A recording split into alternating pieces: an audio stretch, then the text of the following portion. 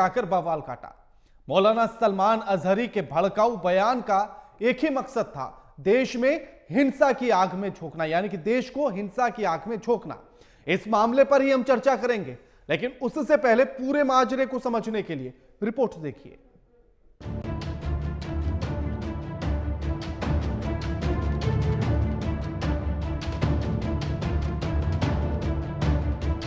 आज कुत्तों का वक्त है, कल हमारा दौर आएगा। हमसे उलझते हैं, अभी तो करबला का आखिरी मैदान बाकी है, कुछ देर की खामोशी है, फिर शोर आएगा। आज कुत्तों का वक्त है, कल हमारा दौर आएगा। जरा ध्यान से सुनिए इस आवाज को। फिर शोर आएगा। आज कुत्तों का वक्त है, कल हमारा दौर आएगा। ये आवाज किसी इस्लामिक देश में नहीं गूंज रही, ये आवाज हिंदुस्तान की जमीन पर गूंज रही है।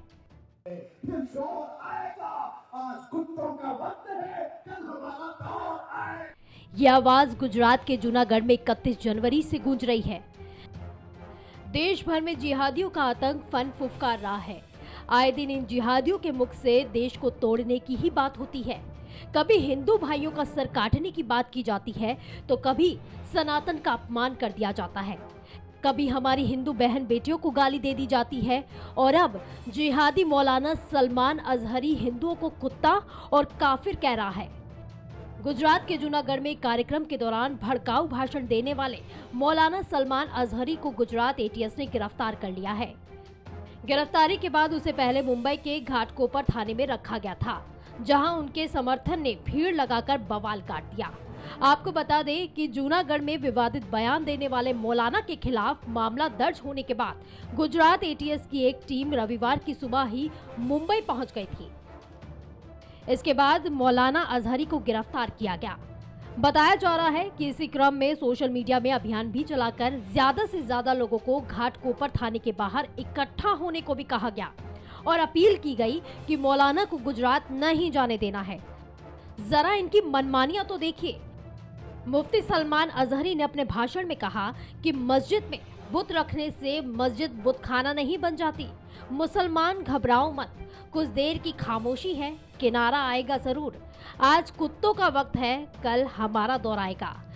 इस जहर उगलने वाले जिहादी की गिरफ्तारी तो हो गई, लेकिन सवाल वही है कि जो देश में आए दिन हेट स्पीच दी जा रही है, उस पर लगाम कब लगाई जाएगी।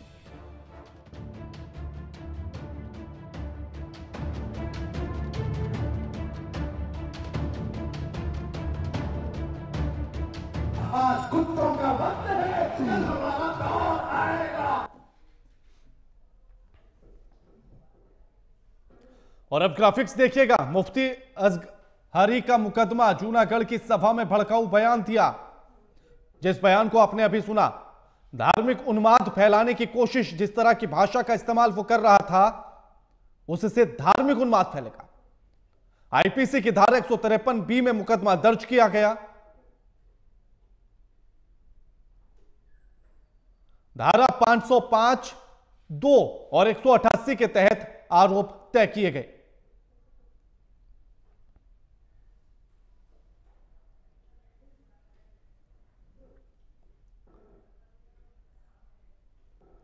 और इसी पर हमारे साथ जो चर्चा करने के लिए मेहमान जुड़े हैं, उनका परिचय आपसे करा देते हैं। हमारे साथ सैयद असगर अली, मुस्लिम स्कॉलर हैं, हमारे साथ जुड़ गए हैं। अमितोष पारिक हमारे साथ जुड़ गए हैं, प्रवक्ता हैं वीएचपी के। और अश्वनी दुबे हमारे साथ जुड़ गए हैं, अधिवक्ता हैं सुप्रीम कोर्ट के। आप तीनों का स्वागत है एएमवी नेटवर्क पर। सैयद असगर अली साहब, जिस तरह की स्पीच सलमान अजहरी दे रहा है, यह सही है? तो सबसे पहले तो आपके चैनल के माध्यम से ये संदेश देना चाहूंगा कि जो उनकी सलमान अजहरी साहब की, हजरत मुफ्ती सलमान अजहरी साहब की जो क्लिप चल रही है, इस तरह के कई भाषण उन्होंने पहले कालांतर में दे चुके हैं। इन्हीं एक नज्म के साथ ये जो नज्म पढ़ी उन्होंने, ना घबराओ मुसलमानों, अल्लाह की शान बाकी है, अभी इस्लाम जिंदा है, अभी कुरान बाकी है, और फिर आगे एक जानवर का उन्होंने नाम लिया। तो दरअसल तो ये जितने भी मुस्लिमों के साथ जो हो रहे हैं मुल्कों में अत्याचार, उनके विरोध के अंदर ये अक्सर अपनी फिलों के अंदर ये बात कहते हैं, और इसके अंदर कभी किसी का उन्होंने नाम नहीं लिया, ना किसी जात का, ना किसी कास्ट का, ना किसी मुल्क का, और उनके वकील ने भी इस तरह की बात रखी है। देखते हैं, अभी मामला अंडर ट्रायल है कि किस तरह इसको जस्टिफाई किया जाएगा। हाँ, तो ये किसके लिए कही उन्होंने, मैं आपसे यही जानना चाहता हूँ, किसके लिए कही उन्होंने ये बातें? नहीं, उन्होंने पस मंजर के अंदर जो भी कहा, मुसलमानों में जहां जहां जिस जिस मुल्कों में अत्याचार हुए उसके विरोध प्रकट करते हुए, वो 2-2 ढाई घंटे की उनकी स्पीच होती है फ्लो के अंदर, वो बोलते हैं हमेशा, हर मंच से ये बात बोलते हैं वो। ठीक है, ठीक है, ठीक है, आपकी बात आ गई है। अमितोष जी, उनका कहना है कि किसी का नाम नहीं लिया, किसी धर्म की बात नहीं की, उन्होंने ये जो मुसलमानों पर अत्याचार हो रहे हैं बाकी देशों में भी, उन अत्याचारियों के लिए ये बातें कही हैं। राणा सर, जब सैयद असगर अली जी बोल रहे थे, मैं ये सोच रहा था कि ये वो बचाव कैसे करेंगे और जब इन्होंने बचाव करने का प्रयास करा तो मुझे याद आ गया, जब खलीफा आंदोलन इस देश में आजादी की लड़ाई के समय चला, तो जब खलीफत के लिए इस देश में मोपला दंगे और नौखाली दंगे भी हो गए थे, वो भी लड़ाई खलीफा की तुर्की में थी, पर दिक्कत यहाँ के भारत के मुसलमानों को हुई।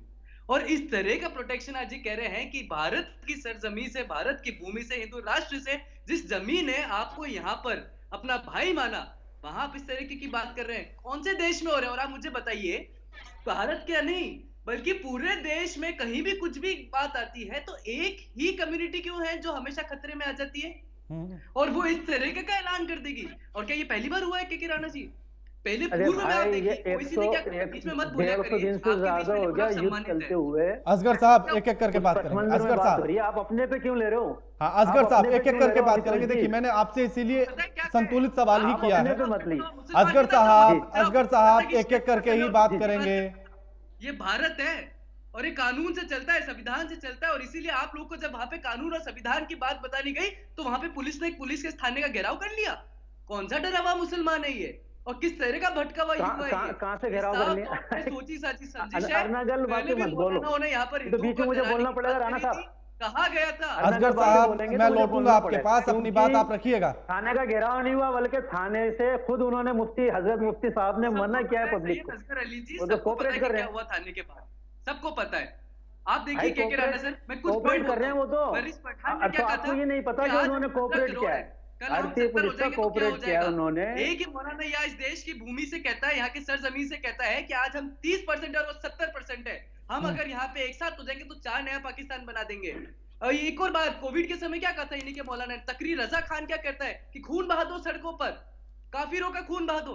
इस तरीके की जो इस देश के अंदर में इंटीग्रेशन प्रॉब्लम है, आप भड़काऊ बातें मत करो यहाँ बैठ के, आप उल्टा हेड स्पीच दे रहे हो, बिना अर्नगल बातें मत करो अमितोष जी, आप बिना सबूत के। अमितोष जी, हाँ, असगर साहब आप ही का जवाब ले रहा हूं मैं। असगर साहब आप ही का जवाब ले रहा हूं। अमितोष जी, मैं भी ये जानना चाहता हूं और असगर साहब को भी थोड़ा सा जवाब मिल जाए, इसके लिए भी मैं जानना चाहता हूं कि आखिर इस बात को कैसे प्रूफ किया जाएगा कि उन्होंने हिंदुओं के लिए बोला या हिंदुस्तान के लिए बोला।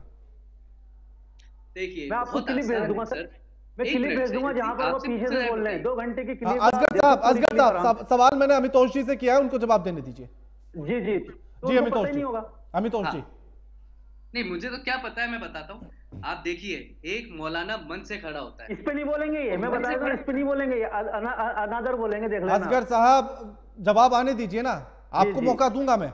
जी हाँ, जी हाँ, जी बोलिए। अमितोष जी, मौलाना मन से खड़ा होता है और मन से खड़ा होके ललकारता है। आप मुझे बता दीजिए कि पूरे विश्व में कौन सी ऐसी एट्रोसिटी मुसलमान की हो रही है, और पूरे विश्व में जो एट्रोसिटी मुसलमान के विरुद्ध हो रही है, उस विश्व के अंदर में तो ये ललकार नहीं करी जा रही, उस विश्व के अंदर में तो उस राज्य में और उस देश में तो ये ललकारें नहीं करी जा रही।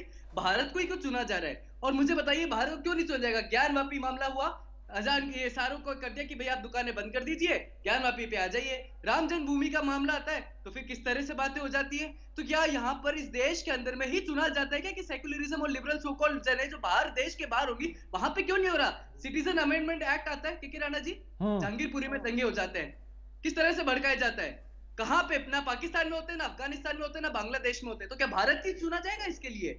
और कौन सी एट्रोसिटी मुसलमानों के विरुद्ध हो रही है ये मुझे बता दीजिए। और कौन से करबले का मैदान यहाँ पर सामने आ गया ये भी बता दीजिए। जिस मुल्क की आप बात कर रहे हैं जहां पे एट्रोसिटी अगेंस्ट मुस्लिम हो रही है, उस मुल्क के अंदर तो कोई आवाज नहीं उठ रही। तो भारत में ऐसी कौन सी एट्रोसिटीज हो रही है जिसमें आपको आवाज उठाने की आवश्यकता पड़ गई और भारत की सरजमीन से आवाज उठाने की आवश्यकता पड़ गई? ठीक है अश्वनी दुबे जी, जो बयान सलमान अजहरी ने दिया, इसे हेट स्पीच की कैटेगरी में रखा जाएगा और इसको लेकर कानून क्या कहता है? देखिए, हेट स्पीच तो निश्चित तौर पर है। हाँ। भीड़ अगर उन्मादी हो जाती और भीड़ उस भाषण से उपद्रव करती, शांति व्यवस्था को अगर कोई चोट पहुंचती, तो निश्चित तौर पर भाषण देने वाला उतना ही जिम्मेदार होता है जितना जिम्मेदार उकसाने वाला। भड़काऊ भाषण से उन्मादी हो जाती है भीड़ जी। एक हेट स्पीच पर सुप्रीम कोर्ट ने भी साफ तौर पर कहा है कि वहां की स्टेट की, वहां के एडमिनिस्ट्रेशन की यह जिम्मेदारी होगी कि कोई व्यक्ति अगर इस तरह के भाषण दे रहा है तो उसके ऊपर त्वरित कार्यवाही करें।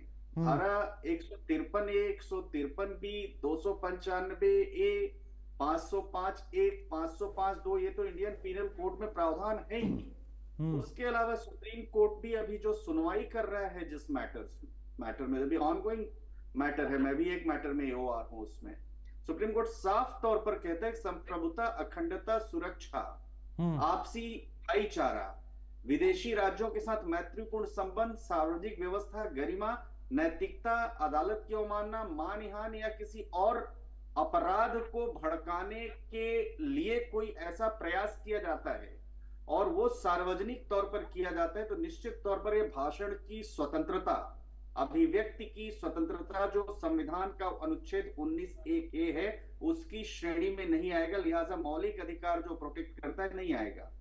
हमारे शुरुआती दौर पे जो मित्र बोल रहे थे वो बोल रहे थे कि किसको चोट पहुंचे, किसी को चोट नहीं भी पहुंचे तो भी हेट स्पीच बिना किसी को आप रेफर किए भी नहीं कर सकते हैं। भारत के संविधान का अनुच्छेद 19(1)(a) जो मौलिक अधिकार है वो हमें बड़े प्रतिबंधात्मक तरीके से मर्यादा के साथ अपनी बात को कहने का, असेंबल होने का मौका देता है या छूट देता है। मोमेंट हम उस मर्यादा को क्रॉस करते हैं तो अनुच्छेद 19 सब क्लॉज 2 में रीजनेबल रिस्ट्रिक्शंस भी हैं और फिर लॉ ऑफ लैंड फॉलो होता है। तो मैं समझता हूं कि ये भाषण भड़काऊ होगा और ये अदालत तय करेगी कि ये भाषण धारा 153(b) के तहत, 505 सब क्लॉज 2 IPC के तहत इसमें कोई अपराध घटित हुआ कि नहीं वो कल की तारीख में देखा जाए। परंतु अभी ना सिर्फ भारत का इंडियन पीनल कोड एग्जिस्टिंग जो क्रिमिनल लॉ है, बल्कि सुप्रीम कोर्ट की हेट स्पीच की तय गाइडलाइंस, चाहे वो तहसीन पूनावाला के केस में हो, चाहे अश्विनी उपाध्याय के केस में हो, उन सब में जो गाइडलाइंस हैं उन सब का प्राइमा फेसी मैं समझता हूं तो मौलाना ने जो है उल्लंघन किया है। दूसरा जी, अगर law and order enforcement agency किसी को अरेस्ट करती है या उसको पूछताछ के लिए बुलाती है तो उस एनफोर्समेंट एजेंसी का दफ्तर घेर लेना यह अपने आप में साबित करता है कि आप जो है भीड़ का भय दिखा करके और आप एक जो एलिज्ड प्रिपरेटर, मैंने एलिज्ड वर्ड यूज किया, जो तथाकथित प्रिपरेटर्स ऑफ क्राइम है, जो उन्मादी भाषण जिसका हो सकता है, जो 153(b) के तहत प्रतिबंधित है, उसको आप प्रोटेक्ट कर रहे हैं।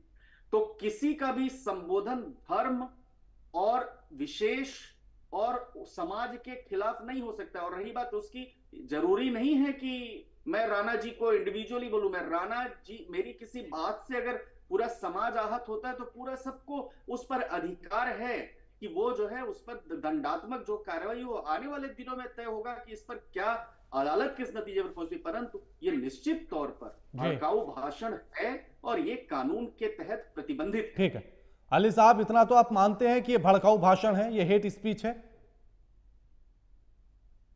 भाई जो एलिगेशन लगाए वो भड़काऊ भाषण के लगाए, जैसा कि नहीं एलिगेशन छोड़िए, आप पहले बताइए ना कि आपके हिसाब से भड़काऊ भाषण है या नहीं है।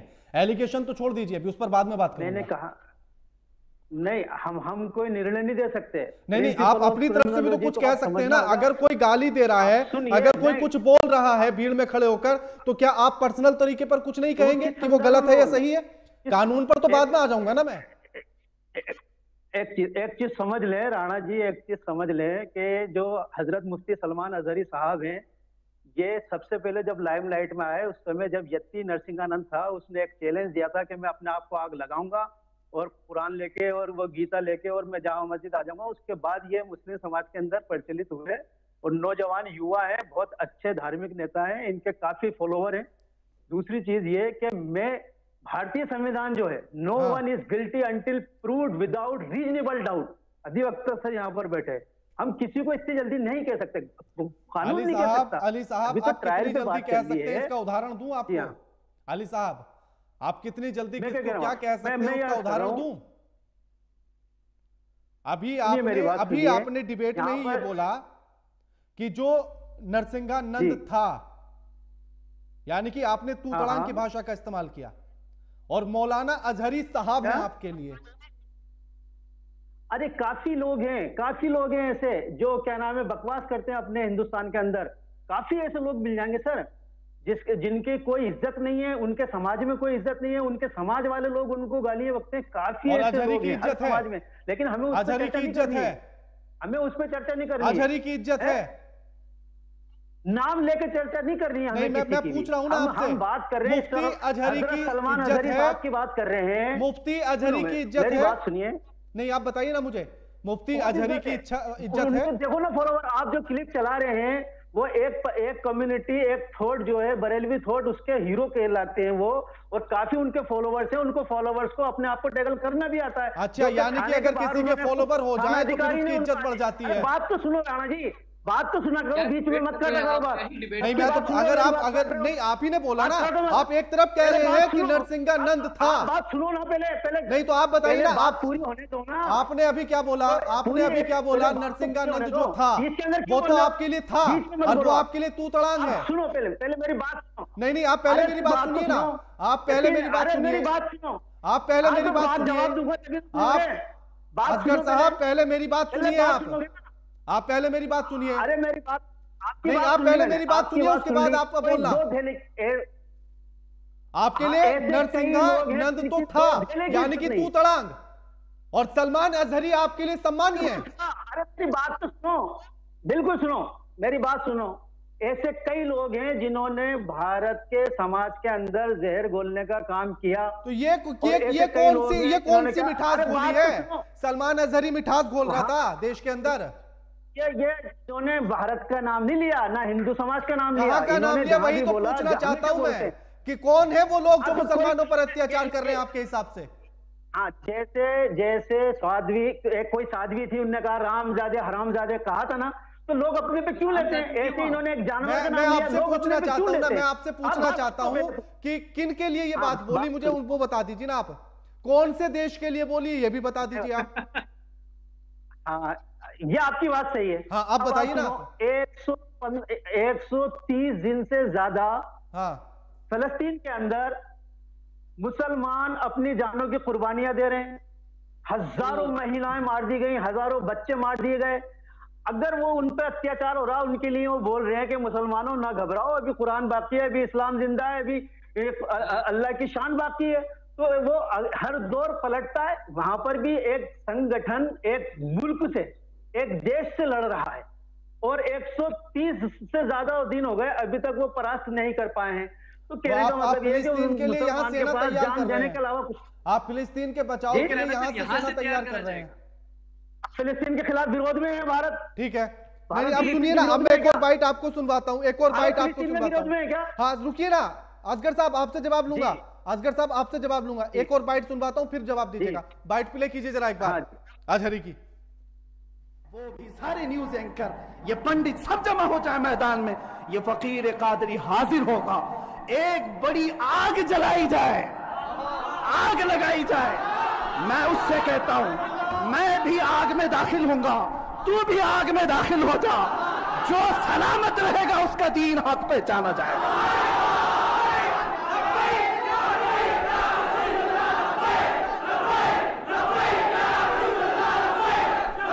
बहुत हो गया है मुसलमानों, बहुत हो गया एहतजाज, बहुत हो गए प्रोटेस्ट, बहुत हो गए इनसे मुतालबे करना कि इसको गिरफ्तार करो, इसका सर चाहिए। आओ आज आर पार की बात कर लेते हैं। जमाना गुजर गया, 800 साल हो गए सरकार गरीब नवाज को भी यही चैलेंज किया गया था। मोइनुद्दीन हसन चिश्ती ने हिंद में यह बताया था कि जो नबी का गुलाम होगा वह आग में भी कूद जाएगा। इंशाअल्लाह अज़ीम मैं गुनहगार जरूर हूं। जवाब दीजिए, अब ये किसके खिलाफ बोला था? ये भी फिलिस्तीन के लिए बोला होगा? हाँ, ये मैंने चर्चा आपसे स्टार्टिंग में की थी कि अपने यहाँ यति नरसिम्हानंद है, उसने कोई चैलेंज दिया इनको, तो इनकी मैंने ये कहा कि इसी क्लिप के तहत और इसी संदर्भ के अंदर ये शुरू में भारत में चर्चा में आए। तो यति नरसिम्हानंद जो थे वो बार बार कुछ ना कुछ वो कहते रहे हैं जी। अब आपने ठीक बोला। हाँ, अब तो ठीक कहने का मतलब ये है कि ठीक है कोई सम्मानित पद पे है, लेकिन अगर कोई अपने पद की गरिमा का ध्यान रखना नहीं चाहे, किसी भी समाज का बंदा हो, नहीं, इसीलिए मैंने आपको भी गरिमा याद दिलाई थी, इसीलिए उसी के समाज में उसकी कोई इज्जत ही ना हो, उसको आप और मैं इज्जत नहीं, ठीक है। अब आप अपनी बात पूरी कीजिए ना, अब बात पूरी कीजिए असगर साहब, अब बात पूरी कीजिए। हाँ, तो मैं ये अर्ज करना चाह रहा हूँ कि केस जो है 800 साल पहले किस पर अत्याचार हुए, अब बहुत हुआ, उनका सर काट लाओ, अब आर पार की लड़ाई लड़नी होगी। वो किन के लिए बोला जा रहा है? किससे आर पार की लड़ाई करेंगे? ये इस वक्त पुलिस कस्टडी में, आप उनसे पूछ लीजिए। नहीं, मैं आपसे पूछना चाहता हूँ, वकालत आप कर रहे हैं ना उनकी? नहीं, उनकी वकालत आप कर रहे हैं। मैं तो सच के साथ वकालत आप कर रहे हैं ना? सच के साथ हूँ। ऐसे में कई नाम बता सकता हूँ जिन लोगों ने, देखिए आप जो नाम बताएंगे उन पर भी चर्चा मैंने की है। मैं नहीं बता रहा। जो नाम आप बताएंगे उन पर भी चर्चा की है। अभी मैं मुफ्ती अजहरी पर चर्चा कर रहा हूं, तो मैं इन्हीं पर पूछूंगा, इसी पर पूछूंगा। अब आप मुझे बता दीजिए कि आखिर किसके सर काटने की बात हो रही थी, किससे आर पार की लड़ाई की बात हो रही थी, कौन था जो 800 सालों पर आप पर अत्याचार कर रहा था? स्वामी यति नरसिंहानंद, उसको चैलेंज दिया, वो आए नहीं आए, ये उनकी आपस की बात है, पर्सनल बात है। ठीक है अमितोष जी, भीड़ इकट्ठी करके पर्सनल बात कर रहे हैं। आप सोचिए, समझिए, इस देश के अंदर में आप जिसको ये भाषण दे रहे हैं, वो जो मॉब जिसको आप कह रहे हैं, जिसको भटका हुआ युवा आप कहेंगे या जिसको एक मॉब कहेंगे, वो कौन सी कम्युनिटी का आ रहा है? के सर आप वीडियो उठा के देखिए, उसमें सिर्फ एक कम्युनिटी है जो उस बात को सुन रही है, समर्थन कर रही है, और आज भी आपके सामने वही है जो उसको समर्थन कर रहे हैं। तो देखिए कौन शेर है और कौन दूसरा जानवर है, ये तो अपना आपने उस कम्युनिटी के प्रेजेंस से ही क्लियर कर दिया। और कोई, जैसे मैंने पुनः कहा था कि क्यों ऐसा होता है कि इन्हीं के मौलाना को, मुफ्तियों को भारत के अंदर में, भारत के बाहर किसी भी तरह से चल रहा है तो भारत की जमीन मिलती है, ये बताने के लिए कि आप हमें बताइए मत, ये बोलने के लिए जैसा मोहम्मद सईद ने कहा था कि अल्लाह विल कर्स काफिर, जैसे कि इन्होंने 1971 के जेनोसाइड बांग्लादेश में प्राइम अक्यूज दलवार हुसैन सैयद के लिए 16 मुस्लिम ऑर्गेनाइजेशन ने कोलकाता में 2013 के अंदर में रैली निकाल दी थी उनके समर्थन में, कि वही लोग हैं जब देश के बाहर कुछ होता है तो उसके लिए, देश में रहने के लिए, आतंक फैलाने के लिए और दूसरी कम्युनिटी को डराने के लिए आज बोलते हैं। और यहाँ कौन शेर है कौन क्या है ये वक्त बता देगा। इसको आप ना तो डिफेंड करें और समझिए और जानिए। अश्वनी जी, लो ये तो खुलेआम ही धमकी दे रहे हैं बैठ के यहाँ पर। हाँ नहीं असगर साहब, अश्वनी जी, दोनों जानवर है, शेर भी जानवर है और वो भी जानवर है भाई।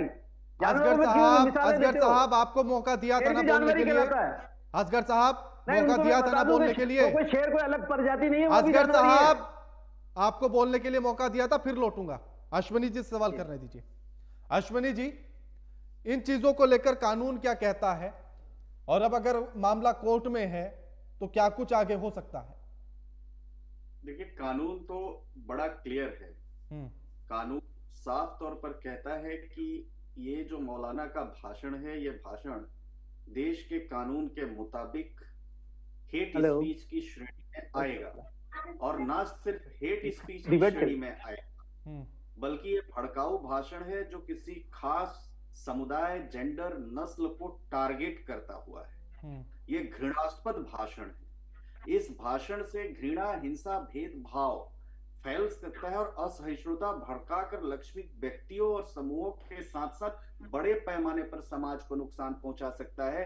और जो आग में खेलने वाली बात कही जा रही, कुछ युवा 18-18, 19-19 साल के युवा वहां पर मौजूद थे, जिनकी दिमाग में सोच भी उतनी नहीं होती, उनके अंदर सिर्फ और सिर्फ ऐसे जो मौलाना हैं जो धर्म का चोला पहना करके युवाओं को बजाय कि कंप्यूटर साइंस, प्रोग्रेस और अच्छी शिक्षा देने के बजाय रेडिकलाइज कर रहे हैं, तो मैं समझता हूं कि ये तो निश्चित तौर पर उस श्रेणी में आएगा कि, और अगर कुछ होता वहां पर तो उसके लिए जिम्मेदार कौन होता।